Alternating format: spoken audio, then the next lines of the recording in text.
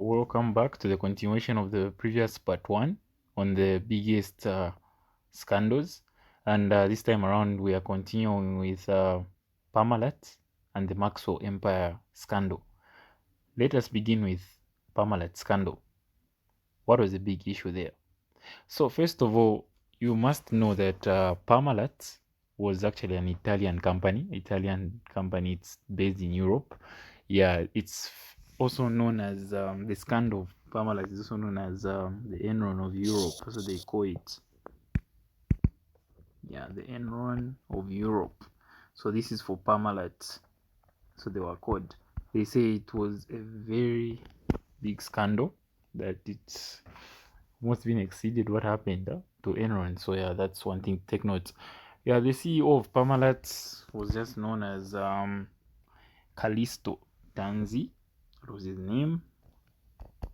Just put that. That was the CEO. Same issue as well. The governance issue in Parmalat was that again the CEO had unfettered powers. So it's one common feature that was there. So one thing you just take note is for all these scandals that took place, it all began from the top management there, up there, where there were unfettered powers for the chief executive officer and the chairperson of the company again. Yeah, that was the governance issue as well in Parmalat.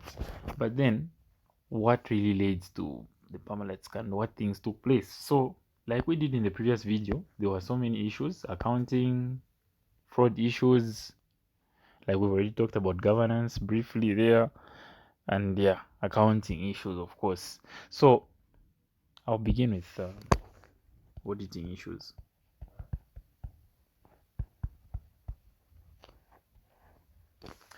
One major auditing issue that was noted under Parmalat was that they had Grant Thornton as their auditors.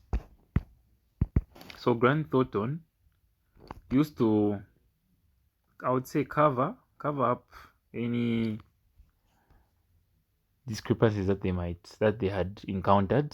So that was one thing that was noted by this team of internal, or should I say external auditors, Grant Thornton.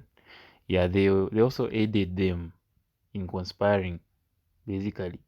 Yeah, and committing some fraud. So those were some audit issues where they, instead of the auditors coming out and reporting certain things, they helped Parmalat.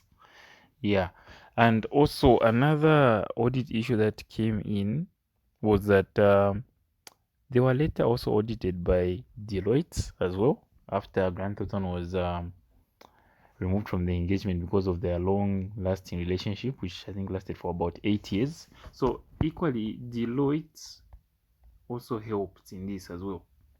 Yeah, because they would sign off on an audit report without reviewing it. Those were audit issues. So signing off without reviewing.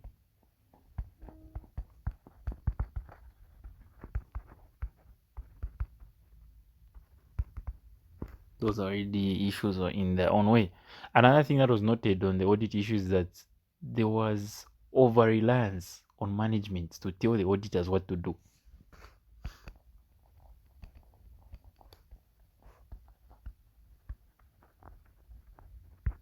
Which is not supposed to be the case. Why? Because it will affect your objectivity as an auditor. So that was an issue in its own way as well. The reliance on management to tell them, okay, these are the issues, and that's what was also noted in Parmalat. So they would dictate everything to their external auditors. So another thing that they just mentioned in this case is that they both Grant Thornton and Deloitte were deemed to have been aiding and abetting Parmalat in committing these scandals, and that's how come their reputation was actually being tainted as well. That was somewhere back in 2001, between 2001 and 2003, somewhere there. Yes. So all those things can be noted. Aiding and abetting, such, you can put that word. So another thing that I added was they aided, yes, and another audit issue is that they were giving reassurance when in actual sense things were bad. This was noted by the company Deloitte in 2002, where they gave reassurance in the audit report that the financial statements show a true and fair view, when in actual sense things were bad in Parmalat by that time. That was as well another audit issue, because as auditors, it is our job to actually detect risks, anything, and report it to management and help them find a solution that not giving the wrong report. Even when we look at it using ethics, that would be wrong. It would not be ethical to do such a thing. Yeah. Fraud issues in Parmalat. First of all, it began with the interest payments that were being reflected in the books. They were showing double the amount that it should have been. That was actually a sign that they were cooking books, and these were indicators of financial statement fraud. Yeah, and that was a red flag in its own way, and can be taken actually as a fraud issue in this case of Parmalat.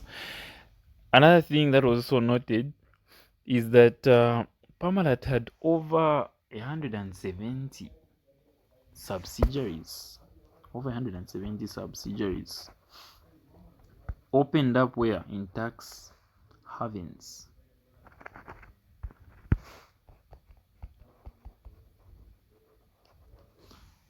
These are places we know they are trying to elude taxes. Huh? Yeah, such places like in the Cayman Islands. That's what was noted in this case. Yeah, so that was basically an indicator of fraud as well, because where you would take your company to tax havens, it's like you're trying to run away from something and hiding something. Basically, that's what was going on here. Yeah. It was also discovered later on that they used to have a fake bank account with the Bank of America. So a fake bank statement was actually reviewed somewhat towards the end that there was some suspicion of fraud. After that was so noted. This was another red flag, I would say, of fraud, or another fraud issue that was also noticed here. The CEO as well under Parmalat resigned just even before the fraud is discovered as well. So, as we said, these are indicators to fraud, some of these things, because CEO resigning just before something, it could be fishy or suspicious that why could this one have stepped down at this point in time. So, all those things can be actually taken note of as well.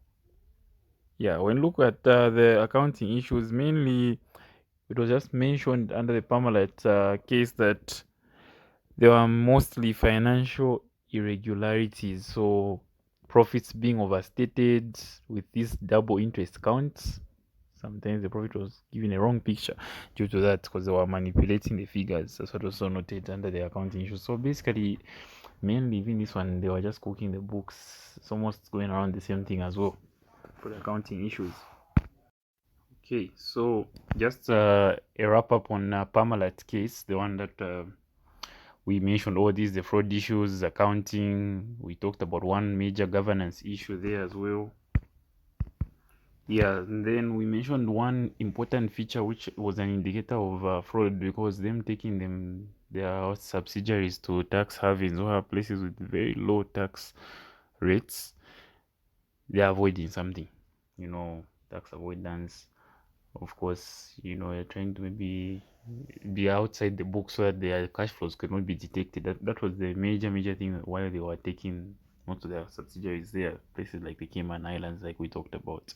Yeah, so basically this was a summary on Parmalat, and now let's talk about Maxwell Empire as the second one that was mentioned in this video. Yeah, so for the Maxwell Empire, let's begin with the governance issues here. So one thing that was noted is that the chairman, the same common thing, the chairman and CEO, same person. That's a governance issue. As we know, you can even support this with any of the reports. Use Cadbury 1992, you can defend that. Appointment of NEDs, this was an issue, by the way. Why do I say so? There was something that was noted in the Maxwell case that he argued about appointment of NEDs. He personally just chose close friends, companions who are in government, and just put them in. So there was that issue there about how NEDs were being appointed. So that's a governance issue, because NEDs are supposed to be appointed in the proper process. The board has to come to agreement, but it's like since he had unfettered powers, he was just doing things mostly on his own. And then the other one, independence of NEDs. This was also questionable here. because remember, the appointment process wasn't okay in the first place. So most of them, they were his friends. So the independence aspect was affecting their familiarity. So they were not entirely independent. Another thing that you can also pick as another governance issue is that effectiveness of the needs. I think it will all go back to the same thing because needs are supposed to be of high caliber, those that can contribute to the strategic direction of a company. So now, the same thing, you can keep defending it with the same point that the fact that they were being appointed by a friend of theirs, that familiarity, of course, independence would be under compromise, their effectiveness, all that can still be re explained even here. And there was also transparency. These are characteristics of good corporate governance practice. Huh? Yeah, so they were not disclosing certain things on the stock market as per regulation. So some things were being hidden of most of what he was doing. So that's another issue there because good corporate governance practice or the characteristics of good corporate governance require that there should be what? Transparency. Yeah.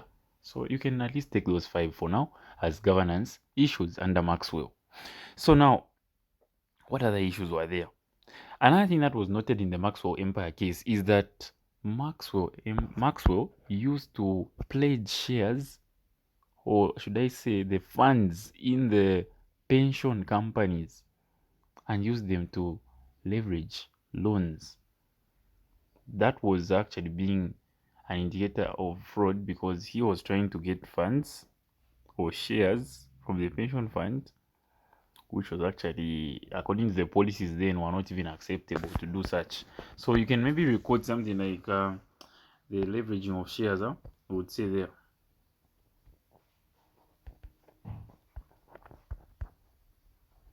Yeah, from the pension funds, and then he was using them to acquire more debts or borrow.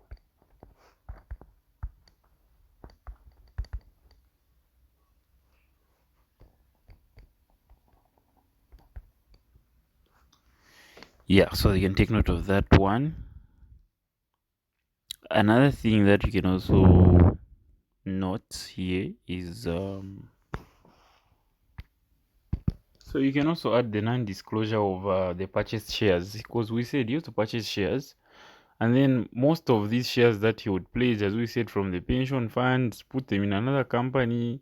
There was this certain company that he was pledging the shares to support their share price, MCC. Yeah, MCC and MGN company. So he was not disclosing that. That can also be a fraud indicator. So despite it also being part of the corporate governance issues, it's also under the fraud indicator that you can also add here as well.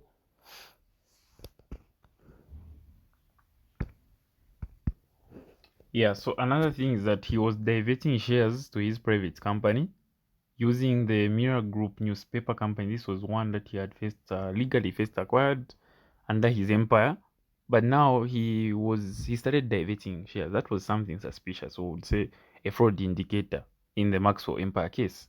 So as we said, he would also pledge other issues that you can also as food for thought or something to just think about from this case. He was he would pledge assets, but again not deliver them. That should be something that can highlight something. Huh? He would pledge assets but not deliver. Some he would actually just sell for cash.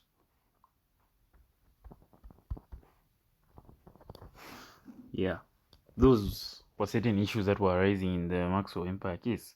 So they kept on oversetting their profits because there was also pressure that was noted because one of the newspaper companies that was doing fine, much more than his Mirror Group company, there was also pressure to keep the Mirror Group afloat. So hence he started pledging these shares that we've been talking about, the assets. So all those are the things you can take note from the Maxwell Empire case.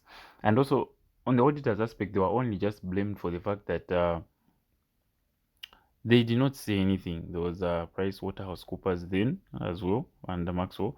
They could not. They were not saying anything. I think that can be also an audit issue because as auditors, when you see something fishy, suspicious, this has to be reported to management or brought out or highlighted. yeah, and brought to light.